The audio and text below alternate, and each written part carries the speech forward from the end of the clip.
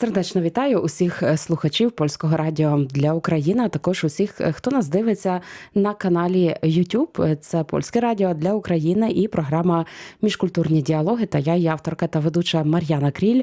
Вітаю усіх і запрошую на зустріч із білоруською письменницею, поеткою Ганною Янкутою, яка сьогодні завітала до нашої студії після її прем'єри, після прем'єри книги «Конституція», яка вийшла у видавництві «Варштати культури» в межах циклу «Східний експрес», що відбувся вже в 13-те на фестивалі «Всход культури» Інне Бжмєня у Любліні. Ганна, привітання. Добрий день. Ми будемо говорити двома мовами. Я українською, Ганна Янкута білоруською. І це насправді, як ми щойно перед нашою розмовою сказали, такий своєрідний культурний феномен, коли українці і білоруси можуть порозумітися. Немає жодних проблем, аби розуміти одну і іншу мову. І я дуже тішуся, що ти сьогодні тут. Після нашої зустрічі в Любліні ми теж змогли побачитись тут в межах програми «Міжкультурні діалоги», в якій ми насправді говоримо про те, як, власне, культура сьогодні може давати нам розуміння світу, про те, як культура може нас заспокоювати, заземлювати, як може давати нам надію і теж тримати в цьому складному світі.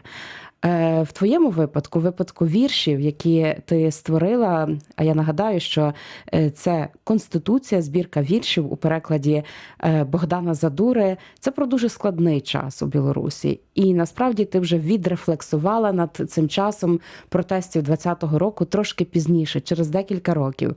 Як тобі сьогодні допомагає література жити, твоя літературна діяльність, в принципі? Наскільки це впливає на твоє щоденне життя? Перадусім, вялікі дзякуй за запрашэнне. Мне таксама вельмі прыемна быць тут і зноў пабачыцца пасля гэтага літаратурнага фестывалю ў Любліне. Ну і трэба сказаць, што так, я сапраўды жыву ў літаратуры, і тут можна такіх некалькі ўзроўняў згадаць. Ну, па-першае, тое, што я займаюся літаратурай, гэта дае мне адчуванне сэнсу.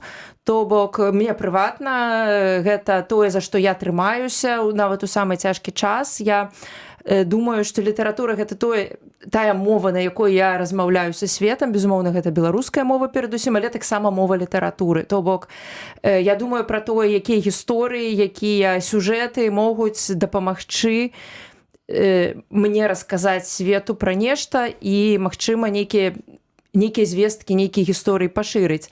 Але таксама я лічу, што літаратура мае і іншае значэнне, не толькі для мяне прыватна, а ў цэлым, калі мы гаворым пра беларусаў, якія цяпер раскіданыя пасля 20-го году па ўсім свеце, па розных краінах. Часта гэтыя людзі вельмі мала маюць сувязі паміж сабой. Часта, безумоўна, яны могуць мець сувязі, але гэта зусім не тое, што жыць у адной краіне і мець нейкія аб'яднанні.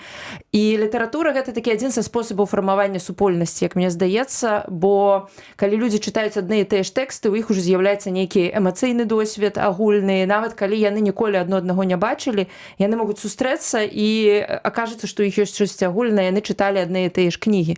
Таму мне здаецца, вось гэта яшчэ адно такое значэнне літаратуры ў сучасным свеце. Ну і што мне яшчэ здаецца важным, гэта адзін з такіх спосабаў данесці нейкую інфармацыю, бо, вядома, існуюць навіны, існуюць нейкія праграмы, падкасты, палітычныя навіны, нейкія навіны ў свету, яны в асноўным даволі кепскія, людзі часам ад іх стамляюцца.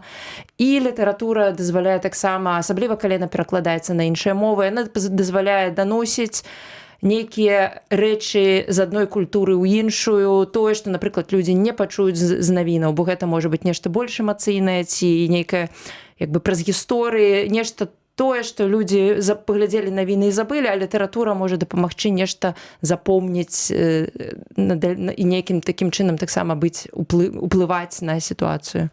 І я пам'ятаю, власне, зустріч із тобою в Любліні і теж спілкування вже після презентації книги. І ти сказала, що ти дуже щаслива людина, от саме зараз цей момент, тому що вперше твоя книга вийшла у Польщі, в польському перекладі. Її переклав справді майстер, так, перекладів із мов Центрально-Східної Європи, зокрема з української, з білоруської та інших мов, Богдан Задура. Що для тебе це означає сьогодні? Ну, па-першае, я сама перакладчыца, я вельмі шмат пераклала кніг з англійскай мовы, і з польскай, і з некаторых іншых моваў, з украінскай таксама перакладала, але менш паэзію в асноўным. З польскай мовы я перакладала і паэзію, і прозу, і доўгі час існавала у Польшчы перадусім як перакладчыца польскай літаратуры. Таму мне было...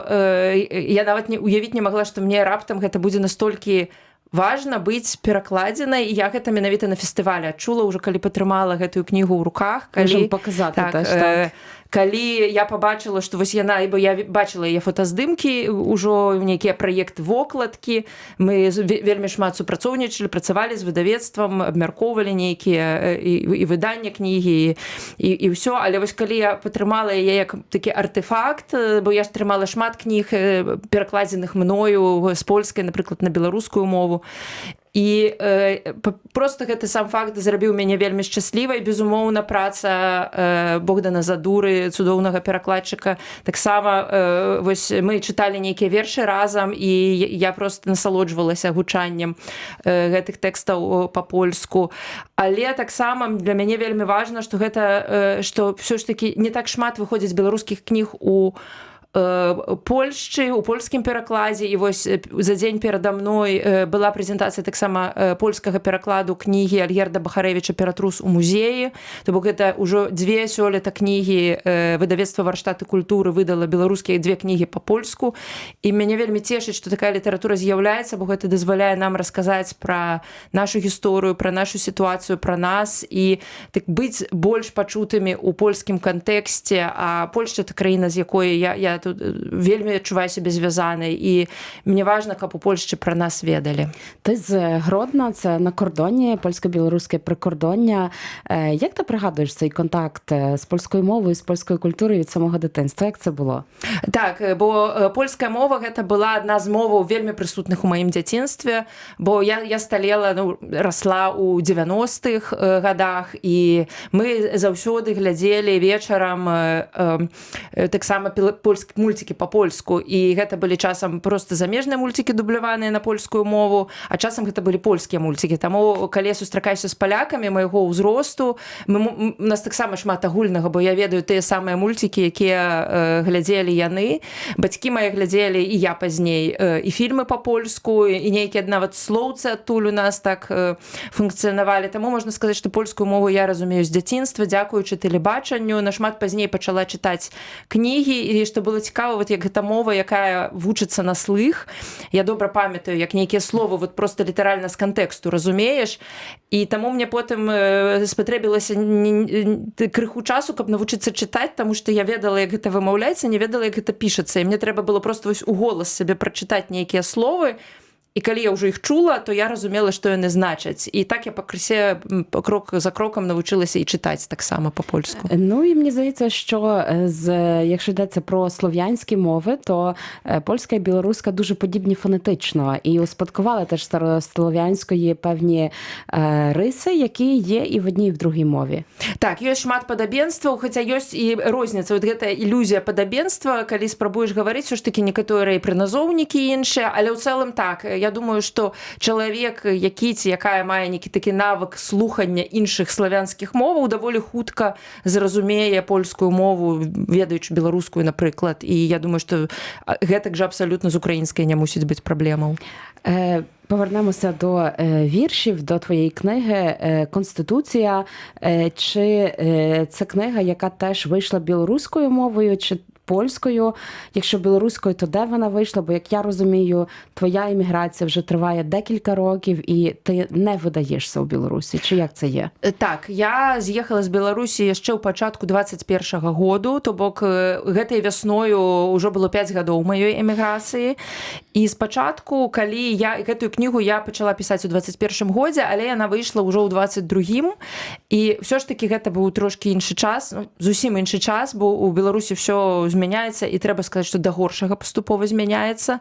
І тады яшчэ было магчыма нейкія кнігі выдаваць у Беларусі. Ну і гэта была моя апошняя кніга, напэўна. Я ўжо зараз не буду прыгадваць. Ясна, што цяпер гэта ўвогуле нерэальна. Але... Чи вона доступна взагалі десь? Як це? Не, гэтая кніга, мы выдалі яе невялічкім накладам літаральна зусім, і ён вельмі хутка распрадаўся, і я тады выдыхнула, бо сапраўды выданне такой кнігі ў Беларусі гэта небяспека, і для тых людзей, напрыклад, там для выдаўцоў, для тых, хто прадае, таму калі яна просто знікла з продажу, бо яна скончылася, я выдыхнула з палёгкай, і літаральна вельмі хутка мы выдалі з польскім выдавецтвам беластоцкім фундацыя камунікат.орг, мы выдалі, бо ў Беларусі мы выдалі, я нават не пад назвай Канстытуцыя, а пад іншай назвай, называлася «Геалогія».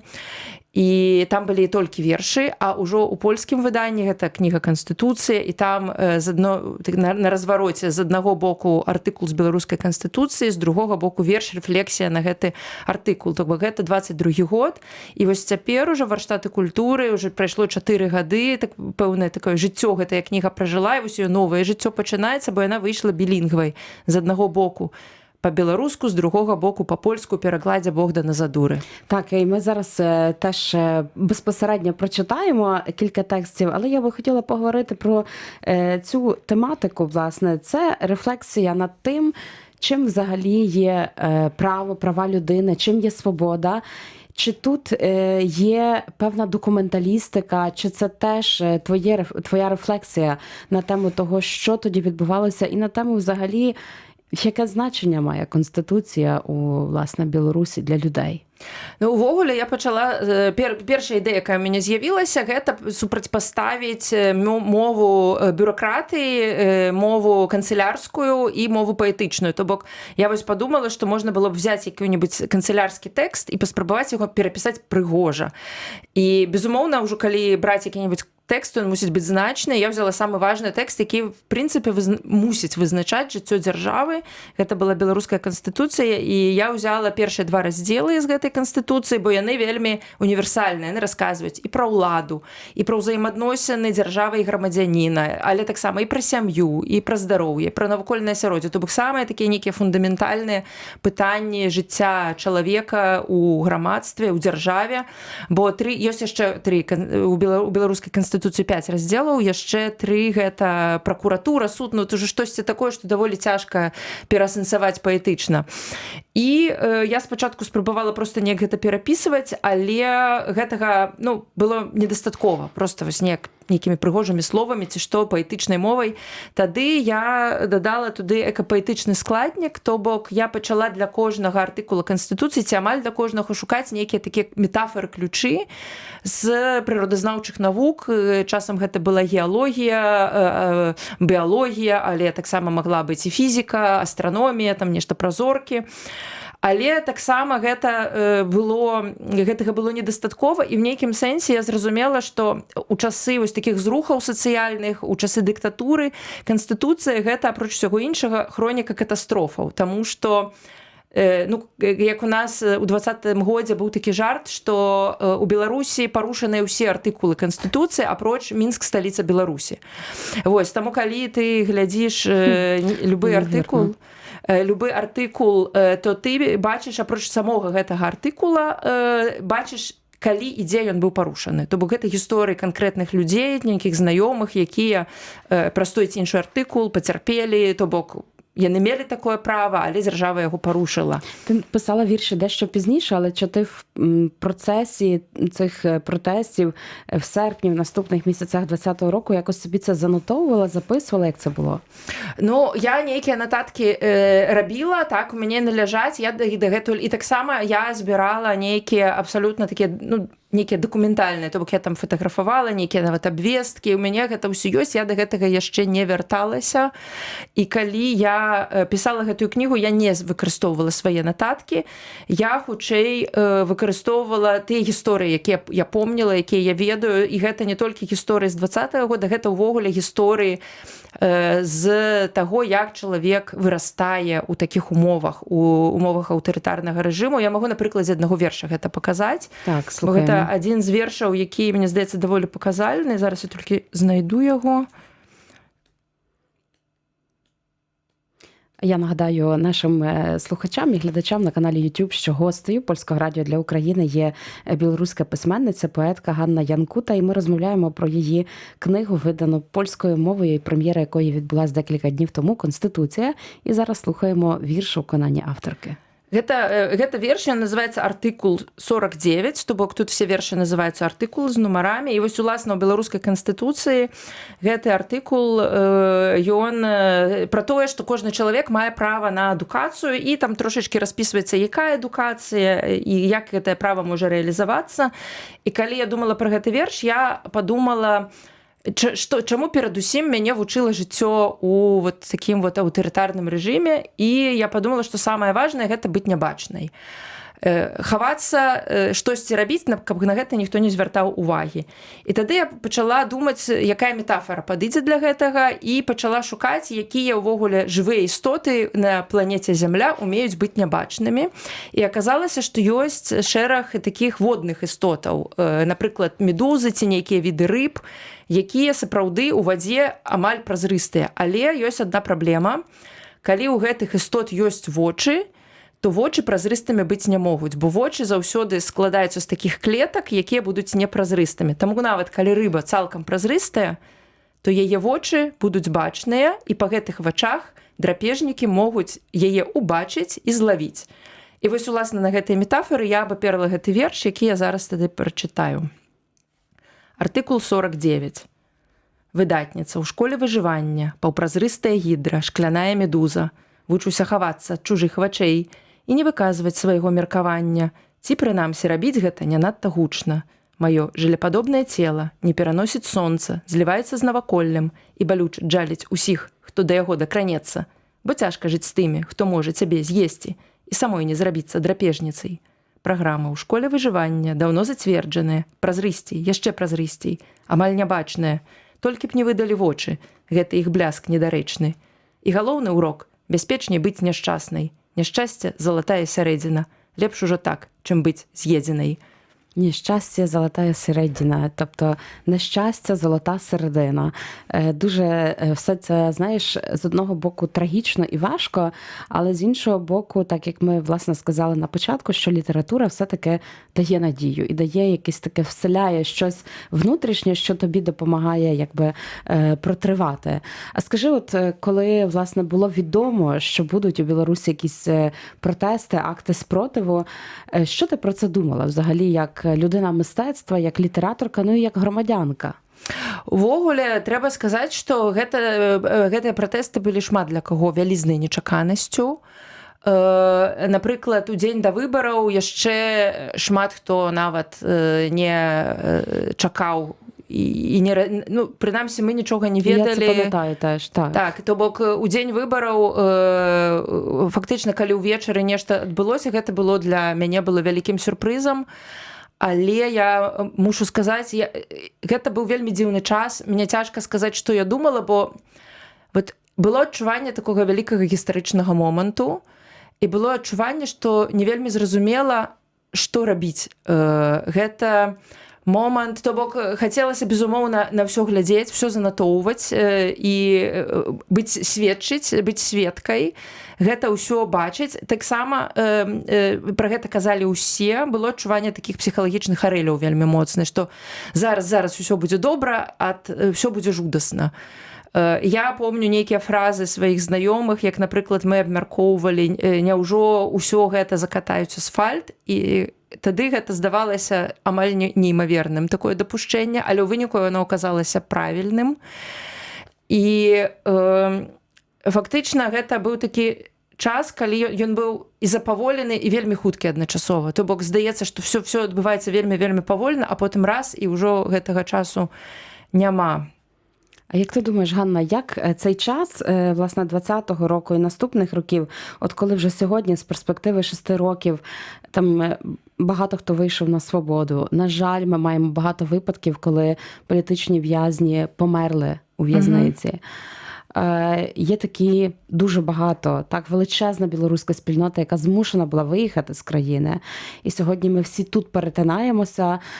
Я от буквально недавно теж проводила заняття для вашої спільноти тут у Варшаві. І я вражена була, наскільки от люди теж гуртуються. Це так помітно, так? Тобто Білорусь не є великою країною. І це так дуже-дуже помітно, де є свої люди. Але як ти думаєш, що цей час дав всім людям? Яке розуміння взагалі хвилі? Чи він взагалі змінив людей?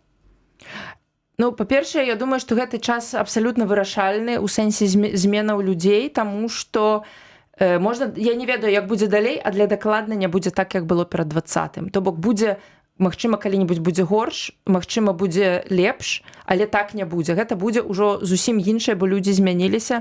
Прычым людзі змяняюцца, тыя, хто эміграваў, яны змяніліся ў адзін бок, тыя, хто застаўся, я магу меркаваць, напэўна, яны змяняюцца ў іншы бок, то бок жыццё змяняецца. Таксама, каб не засяроджвацца на кепскіх рэчах, бо, безумоўна, можна гаварыць вельмі шмат змрочнага, ўсё ж такі вялікая эміграцыя сярод гэтых людзей, якія эмігравалі, ёсць вельмі шмат творчых людзей, вельмі шмат пісьменнікаў, бо я хутчэй за ўсё магу адказваць за сваю сферу, за літаратуру. Люди, так. І я бачу, што гэта вельмі паволі, але ўсё ж такі змяняе пазнавальнасць Беларусі. То бок, калі пісьменнікі ёсць, яны ўдзельнічаюць, яны нейкім чынам, хай сабе і няшмат, але пераклады выходзяць, хай сабе няшмат, але ёсць нейкія дыскусіі, нешта адбываецца, і паціху, мне здаецца, ўжо у Европе пачынаць больш усведамляць, што такое Беларусь, якія людзі там жывуць, якія гісторыі там адбываюцца. І гэта, ну, калі вось ужо ва ўсім гэтым жаху трэба шукаць нейкую надзею, то вось менавіта гэта тое, што мне дае надзею, таму што нават калі вось гэта вялікая эміграцыя, яна там з часам сыдзе, хтосьці інтэгруецца, там хтосьці, можа хтосьці зможа вярнуцца, можа хтосьці не, але ўсё адно вот гэты нейкі ўнёсак у, так кажуць, agency, агентнасць, пазнавальнасць краіны, яе суб'ектнасць, усё ж такі гэты ўнёсак у меру магчымасці ён робіцца за межамі краіны. За межамі краіны, так. Але, безумоўна, вельмі важна тое, што адбываецца ў краіне, і вельмі важна, што адчуваюць людзі ўнутры краіны. На гэта мы, на жаль, маем вельмі мала ўплыву. То бок таму застаецца проста працаваць, рабіць тое, што магчыма, і на гэтым таксама трымаецца надзея.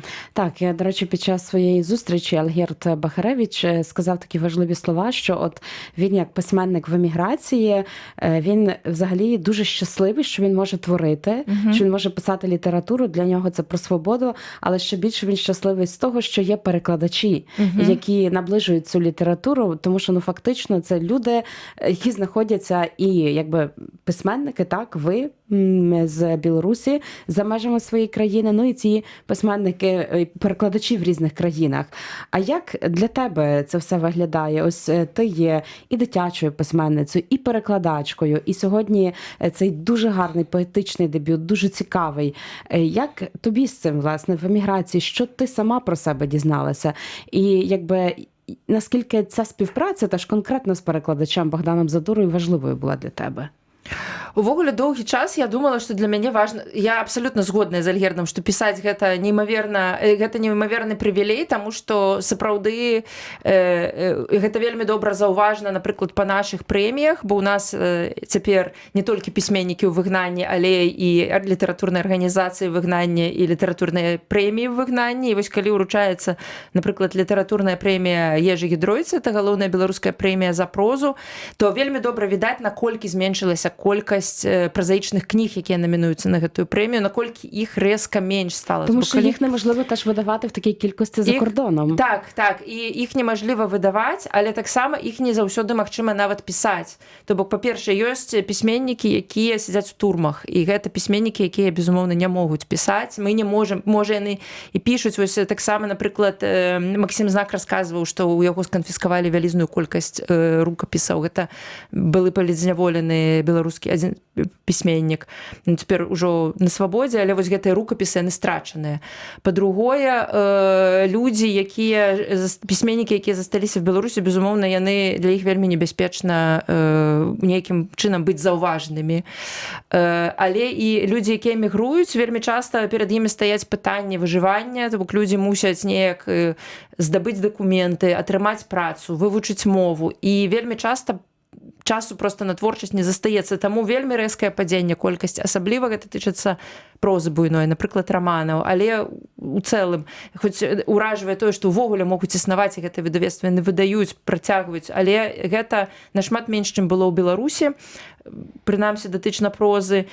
І я думала, што для мяне перадусім вельмі важна пісаць, працягваць пісаць у любых умовах, таму што гэта такі спосаб мову захоўваць. І гэта... Ну, власне, це теж, він казав, що ми так мало говоримо про мову. Так, так. Але калі выйшла гэтая кніга, я вось патрымала яе літаральна пару дзён таму першы раз у руках. Я зразумела, што сапраўды я недаацэньвала важнасць перакладаў. І наколькі гэта важна, ўсё ж такі з аднаго боку і для самога эмігранта гэта все адно ты жывеш за мяжой, ты мусіш укарэньвацца ў краіну, ты мусіш у новую рэчаіснасць укарэньвацца. І для пісьменніка, калі толькі пісьменнік ці пісьменніца не збіраецца мяняць мову, мне не хацелася б мяняць мову. Я б хацела пісаць па-беларуску, мне вельмі важна менавіта па-беларуску пісаць. Вельмі важна, каб нехта перакладаў. І ў гэтым сэнсе Богдан Задура гэта проста неймаверная падтрымка для беларускіх аўтараў, бо ён шмат перакладае. Ён адзін з вельмі нямногіх, хто перакладае пастаянна і з'яўляецца ўвесь час кнігі ў ягоным перакладзе. І я зразумела, што гэта вельмі важна. І я зразумела, наколькі гэта можа нават палягчае сітуацыю пісьменніка в эміграцыі, бо ты ўжо як бы пачынаеш трошачкі існаваць ужо ў іншай літаратуры, у польскай, дзякуючы перакладам, атрымліваць запрашэнне на польскія фестывалі, і гэта ўжо таксама дае новае развіццё. Таму гэта сапраўды цяпер я бачу, што гэта не менш важна, чым уласна магчымасць пісаць. Ганна, я з тобою теж погоджуюся, і може на завершення ще один вірш прочитаємо. І, власне, це теж щось таке з цієї Конституції, що теж близьке, мені здається, людям по всьому світу. Як, власне, може так основний закон країни впливати і на нас, на наше оточення, але теж наскільки ми є вільні люди, це теж і про свободу. Так, доўгі ці кароткі? Ну, це ти вже сама вибирай. Тады я прачытаю адзін верш, які мне здаецца даволі універсальным. Ён называецца артыкул 62. Я не буду чытаць сам артыкул, бо ён такое апасродкаванае мае значэнне да гэтага верша. Ён вельмі кароткі, але мне здаецца, ён пасуе да многіх краінаў цяпер. Артыкул 62. А бываюць часы, калі чытаць законы ўжо запозна, і тады даводзіцца чытаць вершы. Зрэшты, паслядоўнасць можа быць і адваротнай. Дуже тобі дякую. Це дійсно дуже пасує до нас сьогоднішніх всюди, де би ми не були. І хочу побажати тобі, усім твоїм колегам, людям мистецтва з Білорусі, з різних галузей, всім білорусам свободи, аби, власне, ми всі теж колись побували у цій прекрасній країні, почули музику, мову, побували теж в неймовірно красивих місцях. І, власне, щоб все було добре, незважаючи на складність цього світу, на реально дуже трагічні події, які відбуваються поруч в Україні, але я вірю в те, що якось все це зміниться на краще. Дякую тобі дуже, Ганна. Шчыры дзякую, вялізны дзякую таксама, і узаемныя самыя-самыя лепшыя пажаданні для Украіны. Дякую. Ганна Янкута, білоруська письменниця, поетка і перекладачка, була гостею Польського радіо для України в програмі «Міжкультурні діалоги». Її книга «Конституція» вийшла декілька днів тому у видавництві Варштата культури в Любліні. Вона є доступною, можна теж придбати. Заохочуємо читати і дізнаватися з літератури про різні країни цього світу. А за розмову дуже дякую. Мар'яна Кріль, почуємось.